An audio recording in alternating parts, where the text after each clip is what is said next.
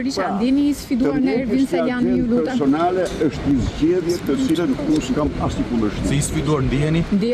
Unë sfiduar nga Saliani. Apo ndjeket njëjtën rrugë si ju zoti Berisha në 2000.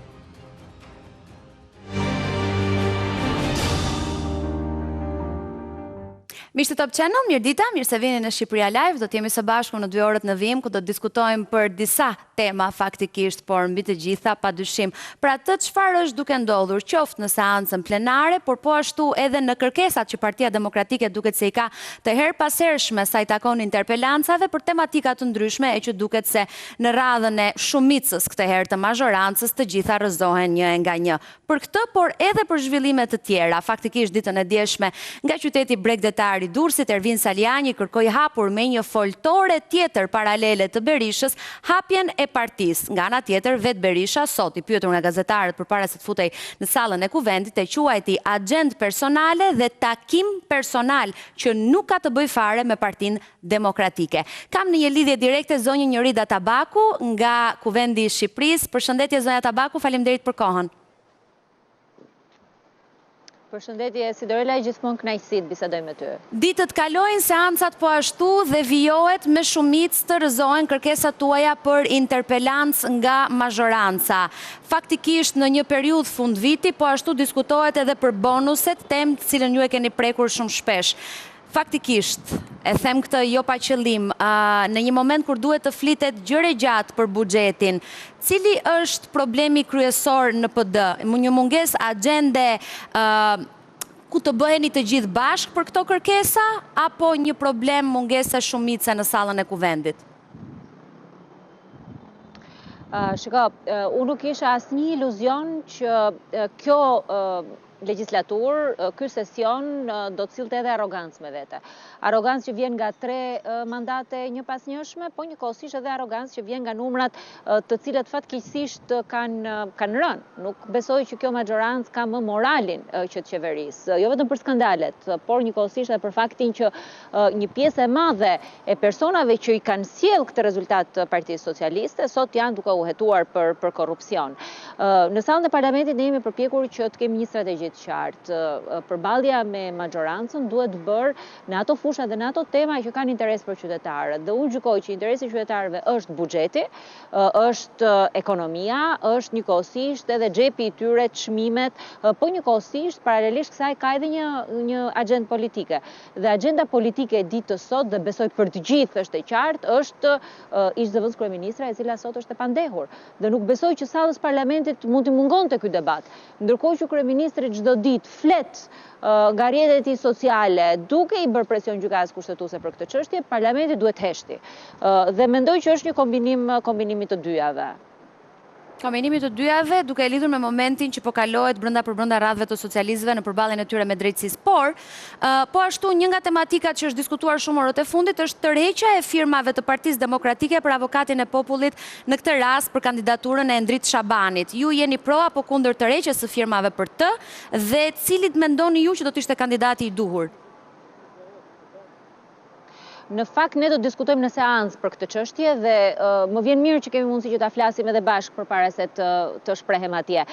Partia Demokratike i ka tërhequr firmat për të gjithë kandidatët, jo vetëm për një kandidat në mënyrë të veçantë. Dhe tërheqja e firmave për të gjithë kandidatët ka qenë bazuar mbi një shkresë që ish ministri i drejtësisë, kryetari i Komisionit Ligjeve, zoti Manja, i ka nisur grupit parlamentar të Partisë Demokratike, ku i thotë që një deputet mund të firmosë të mbështesë vetëm një kandidat për avokat populli. Dhe nga ky moment të gjitha kandidaturat kanë rënë. Dhe duke qenë se ne i kërkuam majorancës që të ndërtojmë një proces transparent me meritokraci për të zgjedhur një kandidat për avokatin e popullit që duhet jetë larg palëve politike, por që duhet ofrojë njëkohësisht edhe standardin që ky institucion ka, ne kemi kërkuar që ky proces të jetë një proces i cili nuk komandohet nga politika, po sigurisht votohet nga parlamenti, por ka parasysh faktin e pavarësisë politike. Dhe në bazë edhe të qëndrimit që ka majoranca për të mbështetur me firma vetëm një kandidat, po edhe të kërkesës që kemi ne për një proces transparent për palët, ne i tërhoqim firmat për të gjithë kandidatët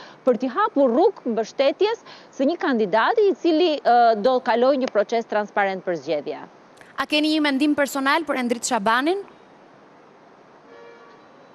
Shiko, unë nuk duhet merre me një kandidat ose me një tjetër, sepse në atë listë, për shembull, unë mund të kem një mendim shumë pozitiv për Aranita Brahajn, e kam parë atë të angazhuar si pjesë e shoqërisë civile, e kam parë atë jo të pozicionuar politikisht, e kam parë atë në shumë drejtime, dhe nga përshtypja ime atje edhe në prezantim doli shumë mirë. Por ne u detyruam që të tërheqim firmat edhe për të. Pra, është ndjekur i njëjti parim për të gjithë. Si pjesë e Komisionit për Integrimin edhe të rolit tuaj gjatë viteve të fundit faktikisht me zërin edhe me të gjithë kërkesat që keni parashtruar shpeshherë për rrugën që duhet të ndjekë Shqipëria drejt Bashkimit Evropian. Duke parë mënyrën se si edhe emra, siç është rasti i zonjës Federica Mogherini vihet përballë drejtësisë. Në ç'pika mendoni ju se është aktualisht drejtësia jon paralelisht me atë të Bashkimit Evropian? Shiko, procesi i integrimit të Shqipërisë është një proces që fatkeqësisht po kryhet i mbyllur në disa zyrtare, ne dëgjojmë vetëm për data. Kemi dëgjuar për data, dëgjojmë vetëm për data. Unë mendoj që ne kemi nevojë sot për të hapur procesin e integrimit si një proces kombëtar, një diskutim të madh ku të përfshijmë gjithë shoqërinë, e të mos kemi diskutime teorike, jemi mirë apo jemi keq pala tjetër. Ne kemi nevojë të përfshijmë sot qytetarët, biznesin, kemi nevojë të përfshijmë shoqërinë civile, familje, të rinjt, që fatkeqësisht janë potenciali që po largohet, edhe kjo është duke munguar. Sot qeveria po e trajton procesin e integrimit si një listë kriteresh të mbyllura, si një listë që ka nevojë vetëm për një tik, ndërkohë që sot Shqipëria ka nevojë ulëritse për të parë se si standardet europiane do të zbatohen në Shqipëri. E drejtësia është një prej tyre. Grup kapitulli i parë, ku bën pjesë edhe drejtësia, ku bëjmë pjesë zgjedhjet, ku bën pjesë lufta ndaj korrupsionit, prokurimet publike, e drejta pronës, është grup kapitulli që është hapur i pari dhe do mbyllet i fundit. Është work in progress, nuk ka për të përmirësuar kur. Por ajo që unë vëre është standardi, në qoftë se në vendet e Bashkimit Evropian, në qoftë se edhe në Komisionin Evropian, 3 persona të përfshirë, të marrë të pandehur për një aferë korruptive, dorëhiqen, rasti zonjës Mogherini, zotit Sanino, këtu në Shqipëri qeveria ofron mbrojtje. Dhe mendoj që këtë standard ne kemi shumë larg. Nuk ka rëndësi se sa ligje miratojmë, nuk ka rëndësi se çfarë themi për drejtësinë. Në fund, politikanin e bëjnë aktet, jo fjalët. Dhe aktet në Evropë flasin ndryshe. Kushdo që do të vendosi një standard të ndryshe, jep dorëheqjen për t'i hapur rrugë një hetimi. Ndërkohë që sot qeveria shqiptare është duke u shërbyer si mburoj ndaj drejtësisë. Qeveria shqiptare thotë sot drejtësia është mirë për kundërshtarin, po jo mirë për mua. A ka nevojë sot drejtësia shqiptare të përmirësohet? Ka pafund. Nëse lexon raportin e Rule of Law dhe nëse lexon raportin e Komisionit Evropian, ti shikon që sot kemi një numër shumë të madh dosjesh, të cilat kanë mbetur atje peng edhe i procesit të vetingut, që në gjykimin tim është nisur me një radhë të gabuar. Ne kemi presion politik mbi gjyqësorin, ne kemi influenca, kemi pafund probleme. Po problemi më i madh që kemi është edhe ai kulturori, i standardit që ne duhet japim, i standardit që secili prej nesh jep kur përballet. Një nga, po themi, qëndrimet tuaja që ka qenë shumë i qartë aso kohë, në atë ditë të errët do thoja për Partinë Demokratike, 8 janari viteve më parë, të gjithë e dinin se ku qëndronte zonja Tabaku. Shumë ju kanë ngacmuar, ju kanë pyetur gjatë zgjedhjeve këtë herë kur dolët edhe si deputetja më e votuar në radhët e Partisë Demokratike, se cilin kah mbani ju dhe keni thënë gjithnjë, unë jam kahu i Partisë Demokratike, i PD-s. Sot që flasim, një kolegi juaj i cili në atë 8 janar të errët i përkiste kahut tuaj, ka ndërmarrë një nisëm për ta hapur partinë, dhe këtu flas për Ervin Salianin, duke bërë foltore paralele me Berishën. Cilin kah mban sot Jorida Tabaku, cilës foltore i përket dhe cila është gjëja më e mirë për Partinë Demokratike? Shiko, arriti një moment gjatë debatit 4 viteve të shkuara, që s'kanë qenë vitet lehta të them të drejtën, ku unë vendosa që ky debat i brendshëm i Partisë Demokratike po na dëmtonte të gjithëve, po dëmtonte Partinë Demokratike, po dëmtonte njëkohësisht edhe figurat tona si politikanë. Dhe ty besoj të kujtohet shumë mirë që unë me 8 janar mora një vendim dhe nuk isha atje në Selik, ishte shumë njerëz që janë bashkëpunëtor të mi që ishin atje, po unë nuk isha. Dhe vendosa një moment që unë do bëj atë që bëj më mirë. Unë do t'i jap mendimet e mia në Partinë Demokratike dhe unë do fokusohem të bëj opozit. Edhe unë këtë jam duke bërë edhe sot. A ka probleme Partia Demokratike? Ka pafund. po ne kemi struktura, kemi institucione dhe atje mendoj që është vendi. Kjo është një çështje që i përket Partisë Demokratike dhe unë nuk kam për ta bërë gabimin që kam bërë në të shkuarën që ta çoj këtë nëpër studio televizive, por nuk kam për t'u lodhur asnjë ditë në fakt për të bërë opozitë për t'u marrë me qeverinë, sepse për këtë më kanë votuar qytetarët edhe këtë presin edhe qytetarët nga ne, përballjen me kundërshtarin. A ka nevojë Partia Demokratike për debat, për sugjerime, për hapje, për shkundje, le ta quajmë si duam, patjetër që ka, po mendoj që vendi është atje. Brenda Partisë Demokratike. Qartë. Faleminderit shumë, zonja Tabaku. Të përshëndes. Shumë faleminderit si Dorela, si gjithmonë kënaqësi biseda me ty, po edhe mendimet, shkëmbimi mendimeve me ty që është gjithmonë dinamik. Faleminderit shumë. Mirë, do të hedhim një sy reagimit që ka bërë Berisha vetëm pak çaste përpara se të futej në sallën e kuvendit për foltoren e Ervin Salianit. Të paktën nga ajo që dëgjova përpara se të shkoj tek Berisha, përpara pak çastesh nga zonja Tabaku, kuptova që duhet diskutuar vetëm brenda Partisë Demokratike dhe jo jashtë saj. Problemet e shtëpisë të mbeten brenda nesh. Berisha thot, ka një agent personale. Ai është antar kryesie dhe nuk ka shtruar asnjë nga këto probleme. Asnjë deputet nuk ka nisur asnjë foltore. Ju lutem korrigjoheni. Po, është një antar kryesie i cili ka një agent personale, i uroj ta vazhdoj sa të ketë qejf. Është një antar kryesie i cili thot Berisha, është antar në kryesi, në asnjë mbledhje kryesie nuk ka shtruar asnjë nga këto probleme, i cili ka një zonë në kombinat i ngarkuar për analizën dhe të gjitha. Do të ketë agent personale, ta vazhdoj gjërë në fund, se çfarë ishte salla, atë e di unë. I përgëzoj strukturat e Durrësit që nuk u mashtruan nga një takim me agent strikte private. Ky është reagimi i Berishës, ku faktikisht do doja të shtoja një 2-3 detaje të tjera për të cilat vetë Berisha u shpreh duke e konsideruar një takim privat këtë të Salianit e duke mos dashur të japë rëndësinë që mbase realisht në thelb ka takimin në fjalë. Berisha vetë u shpreh qartësisht duke thënë asnjë deputet nuk ka nisur asnjë foltore. Korrigjoheni, është një antar kryesi i cili ka një agent personali, uroj ta vazhdoj sa të ketë qejf. Është një antar kryesi i cili është pjesë e kryesisë, në asnjë mbledhje kryesie nuk ka shtruar asnjë nga problemet për të cilat po flet në përfoltore, për këtë ka fjalën Berisha.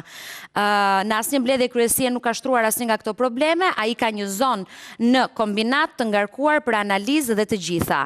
Do të ketë agent personale, ta vazhdoj deri në fund. Se çfarë ishte salla, atë e di unë, i përgëzoj strukturat e Durrësit, që nuk u mashtruan nga një takim me agent strikte private.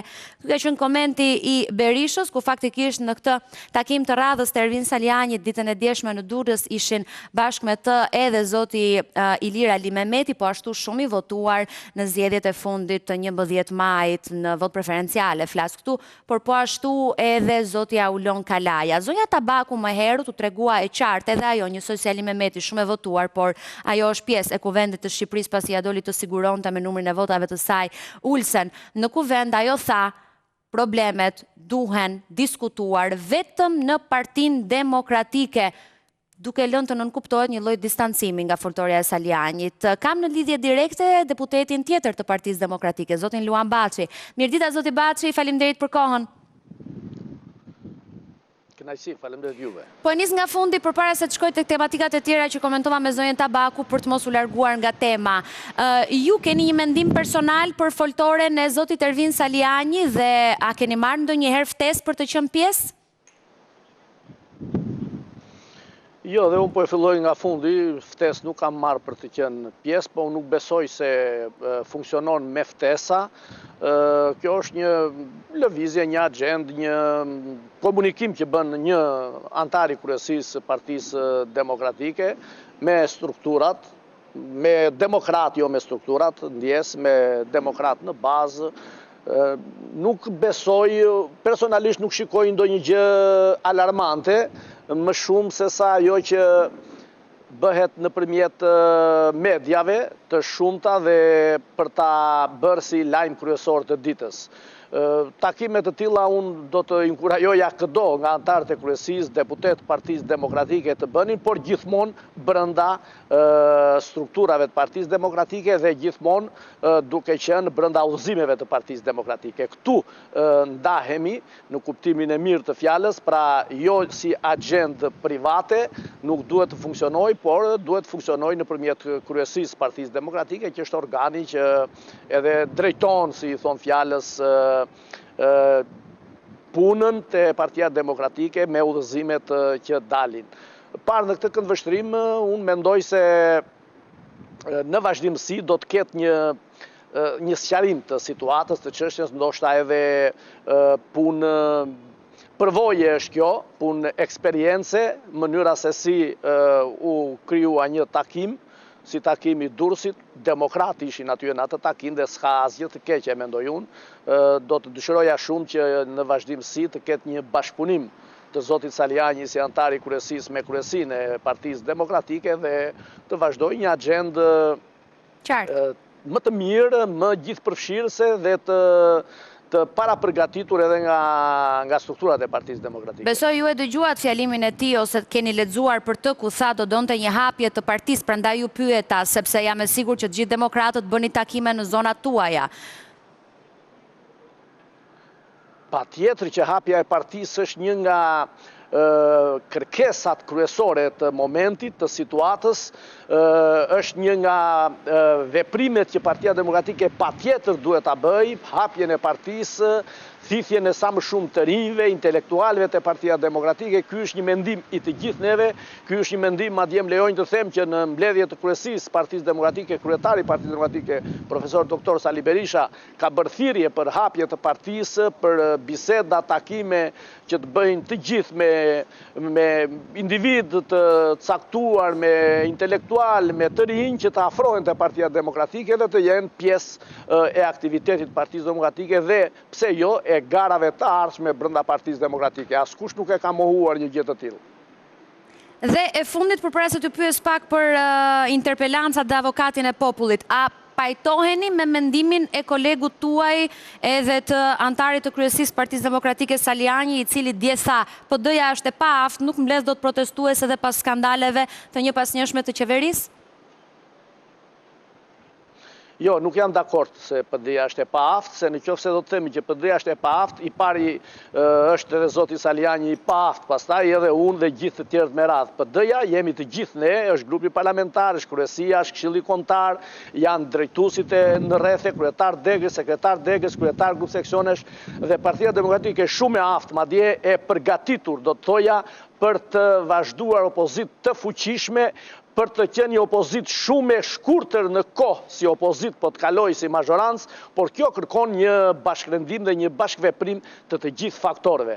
Dhe nuk do të dakortohesh asnjëherë në këtë thënie të paaftësisë Partisë Demokratike, për arsye se nuk janë numri protestuesve, numri i pjesëmarrësve në foltoren që bëhet çdo të hënë te bulevardit Dëshmorët e Kombit nuk është treguesi kryesor, ajo është një aspekt, është një veprim, është një gjetje që u bë për momentin si një dritare komunikimi me qytetarët për vetë faktin e bllokimit të fjalës së deputetëve në parlament. Qartë. Kalojmë tek çështja e avokatit të popullit. Zoti Luan Baçi, do doja një mendim tuaj personal për Endrit Shabanin dhe a u rikthyem të gjithë, po themi, firmat e Partisë Demokratike të 7 kandidatëve vetëm sepse nuk pajtoheni me emrin e zotit Shabani? Shiko, më lejoni të them që dhe të falenderoj që më dhatë mundësinë për të thënë 2 fjalë për këtë proces, për arsye se dje pas shumë portale që shkruanin emrat e deputetëve që kanë firmosur edhe për zotin Shabani dhe lavdëronin deputetët që s'kanë firmosur. Duhet të themi një të saktë. Partia Demokratike, deputetët e Partisë Demokratike në fillim duke mos pasur dhe asnjë informacion, por duke bërë dhe një bisedë, vendosëm bashkarisht që do të firmosnim çdo kërkesë që do të na vinte për kandidatët për avokatë të popullit, pavarësisht vendimit që do të mirrej më mbrapa. Kështu që unë personalisht kam firmosur, nuk mbaj mend, po mund të jenë mbi 15 kandidat që janë ofruar, kanë kërkuar firmën, dhe i kemi firmosur thjesht për të respektuar kërkesat e tyre. Dhe nuk kemi parë se kush ka qenë më afër Partisë Demokratike dhe më larg Partisë Demokratike.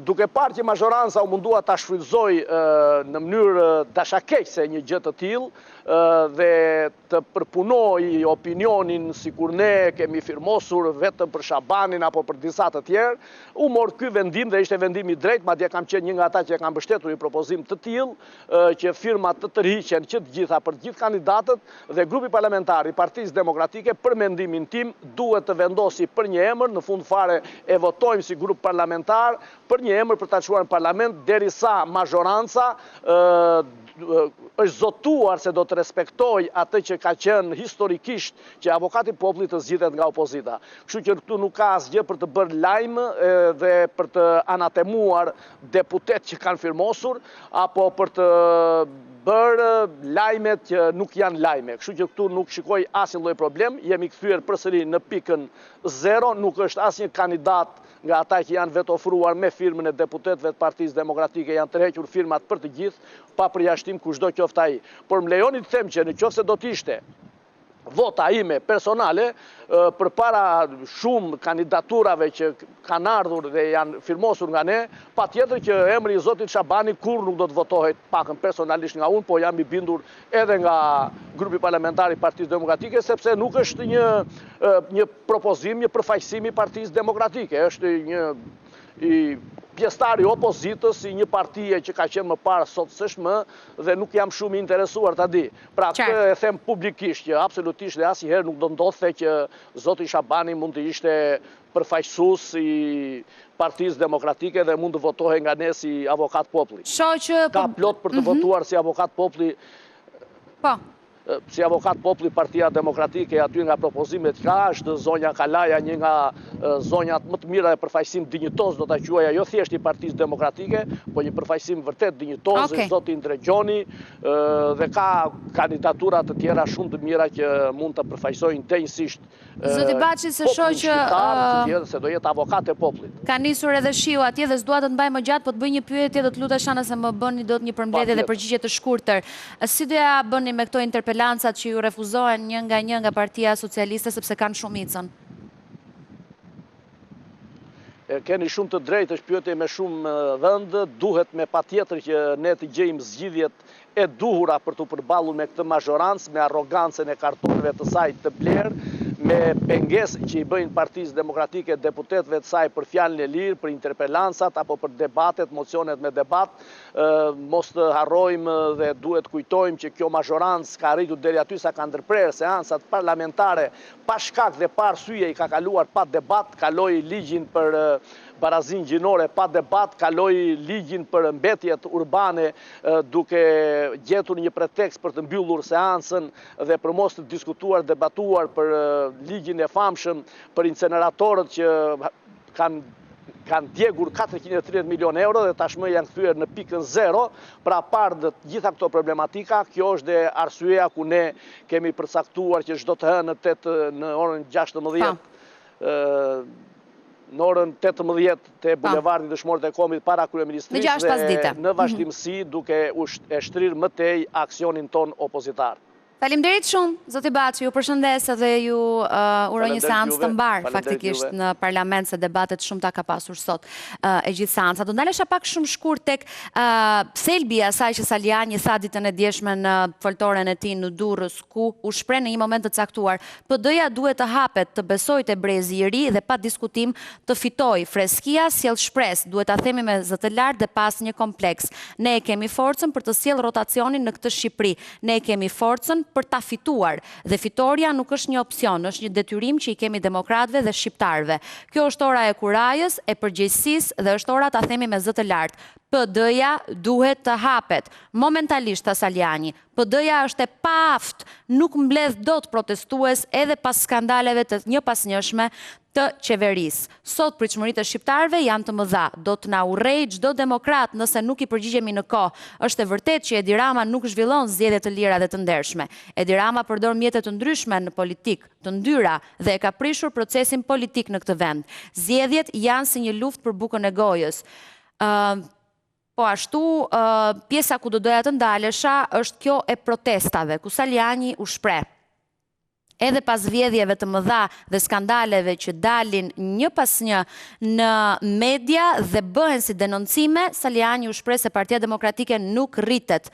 Mos takimet 7 muaj pas zgjedhjeve, mos mbajtja në asnjë lloj përgjegjësie. Demokratët janë lodhur dhe ne nuk duhet të kemi frikë të themi të vërtetat ashtu siç janë. Çdo demokrat duhet të dëgjohet. Mos dëgjimi i tyre është një gabim i rënd, u shpreh Saliani, ku e theksoi në një moment të caktuar, u shpreh se PD-ja është e paaft të mbledh protestues. E faktikisht me këtë i referohet, kam përshtypjen, edhe atyre foltoreve që zhvillohen çdo të hënë përpara kryeministrisë nga Berisha në orën 18, siç tregoi zoti Luan Baçi. Megjithatë, me sa po kuptoj të paktën nga bisedat me deputetë të Partisë Demokratike, po dhe qëndrime që kanë mbajtur, janë të dyzuar. Ka një pjesë të tyre të cilët e mbështesin këtë takim që po zhvillon her pas here Saliani, që të thotë nisin durrës dhe do të zhvillohet në vijim, dhe ka të tjerë të cilët distancohen, por nuk thon hapur mendimin e tyre. Vura re për shembull zonjën Tabaku më herët, e cila u shpreh dhe tha se duhet që të diskutohen problemet e partisë brenda Partisë Demokratike. Pak a shumë thënë ndryshe, i thot jo foltoreve të Salianit, apo dhe të Berishës, se nuk është se kam vënë re të jetë pjesëmarrëse në foltore të kreut të Partisë Demokratike. Problemet e shtëpisë të mbeten brenda, ndërsa zoti Baçi më herët tha, duke i dhënë një përgjigje asaj që citova më herët të Salianit se PD-ja është e paaft, nëse PD-ja është e paaft, i pari i paaft është Saliani, tha ai, dhe të gjithë ne, sepse nuk po ja dalim dot t'i mbledhim demokratët. Kam në lidhje direkte deputetin tjetër të Partisë Demokratike, zotin Klevis Balliu, të cilin e përshëndes. Balliu, faleminderit për kohën, e di që është pak e vështirë aty për shkak të shiut. Mirëdita. Mirëdita, si jeni. Po e nis me këtë të fundit, me qenë se për pyeta dhe zonjën Tabaku dhe zotin Baçi për këtë. Saliani tha PD-ja e paaft të mbledh protestues. A mendoni njësoj? Jo, nuk mendoj njësoj. PD-ja ka mbledhur protestues gjithmonë dhe vazhdon t'i mbledh. Ka një rëndësi etike sot që të bashkohemi gjithë në protesta.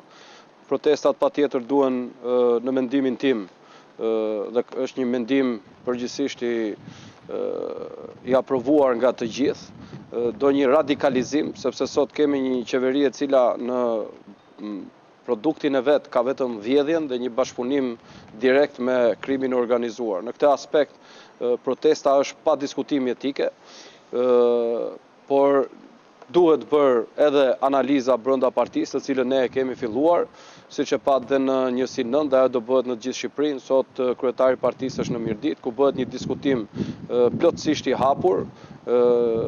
Patjetër që çdo parti ka problemet, gjërat e veta, dhe për sa kohë diskutimi është i hapur dhe njerëzit vinë, atëherë çdo gjë është e mundshme që të rregullohet ku ka probleme. Por gjithsesi mendoj që problemet themelore sot nuk janë këto, problemet themelore janë. Do doja të ndaleshim tek ato, por përpara kësaj vetëm dy pyetje shumë shkurt, se dua të flasim edhe për avokatin e popullit, se çfarë preferon Partia Demokratike apo edhe përplasja me mazhorancën. Përpara kësaj dy pyetje shumë shkurt. Ju ka ftuar ndonjëherë Saliani në takimet e tij dhe ai konsideroni dhe ju si kreu i Partisë Demokratike Berisha takime private apo foltore? Unë merra me çështjet me denoncimin e qeverisë. Tani analiza po bëhet, foltoria është aty, kush ka ndonjë mendim ndryshe mund të vi të flasë. Kaq. Unë s'e di domethënë se çfarë po bëjnë të tjerët. Partia Demokratike po bën një analizë të hapur për gjithë opinionin publik. Dhe ka pasur edhe dje persona të cilët kanë diskutuar që janë të strukturave të Partisë Demokratike, kanë qenë edhe në emisione. Domethënë parti më të hapur për të diskutuar dhe për të bërë analizë nuk ka. Tash kjo është çështje e mbyllur nga këtë aspekt. Ajo çfarë ka rëndësi tani është të përqendrohemi njëkohësisht tek pjesa më e rëndësishme, që është vjedhja e buxhetit shtetit dhe vjedhja e taksa paguesve. Unë sot kam denoncuar në parlament rrugën Qukës Qafloq, e cila qeveria ka qenë plotësisht në dieni të plot që kjo rrugë ishte e pasigurt për qytetarët, sepse ka një raport të kontrollit lartë shtetit në vitit 2019 që ja tregon këtë çështje, që ja raporton këtë situatë skandaloze dhe teje të rrezikshme për jetën e qytetarëve, dhe ata nuk morën asnjë mas sepse qëllimi ishte vazhdimi i vjedhjes parave. Dhe ja çfarë ndodhi me rrugën Qukës Qafloq. Dhe është po i njëjti rast edhe me rrugën Korçersek. Pra, praktikisht sot kemi një tentativë për vrasje shtetërore. Unë do të ftoja organet e drejtësisë nëse ka të tilla të marrin urgjentisht në hetim që si ka mundësi zotëri, kur ju ka ardhur një raport nga kontrolli i lartë i shtetit, që ju thot që këtu është problem dhe kjo rrugë është e pasigurt, ju nuk merrni asnjë mas dhe kalojnë gjithë këto vite. Pra nga 2019 e këtej, një rrugë e cila ka kushtuar 260 milion euro, dhe arsyeja pse ka kushtuar është sepse ARSH-ja e ka shtyr pafundësisht. Dhe përpos tyre sot kam denoncuar 6 kontrata të reja. Klevis, sepse ju kërkoni interpelanca për këto denoncimet që ti thua dhe mazhoranca ka shumicën për t'i rrëzuar gjithë kërkesat.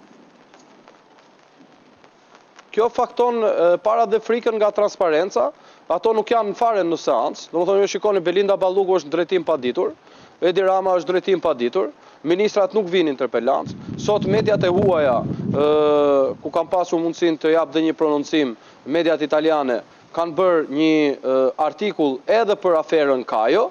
Pra ju shikoni, këta janë njerëz që fshihen dhe patjetër që nuk mund ta pranojnë interpelancën se s'kan çfarë thonë. Tani çështja më për ish vërtetës nuk është çfarë interpelancë do bësh me këta. Ç'vlerë ka të bësh me analiza apo të bësh denoncime me këta? Këtu është koha për veprim, është koha për një angazhim të gjithë qytetarëve, patjetër me në krye opozitën, e cila është e gatshme të bëjë çdo sakrificë, dhe e vërteta është që këtu duhet dalin këta nga parlamenti dhe të futen qytetarët. Është vetmja formë. Unë ftoj çdo qytetar, i ftova sot në parlament, burimi i problemeve dhe të hallëve të juaja, burimi i varfërisë të shqiptarëve është ky parlament. Futuni brenda dhe pastrojeni nga këta hajdut që ekonomia e shqiptarëve të rritet. Arsyeja vetëm pse shqiptarët sot janë të varfër, pse jemi populli më i varfër në Europë, është se kemi vjedhjet më masive që kanë ndodhur në herë në historinë e Shqipërisë. Që mos dalim në përsëritje se të ndoqa dhe të dëgjova edhe në seancë dhe nuk do të kalonim në përsëritje, po dua një përgjigje tënden. Pse i tërhoqi firmat për kandidatët e avokatit të popullit Partia Demokratike dhe çfarë mendon ti personalisht për kandidaturën e Endrit Shabanit?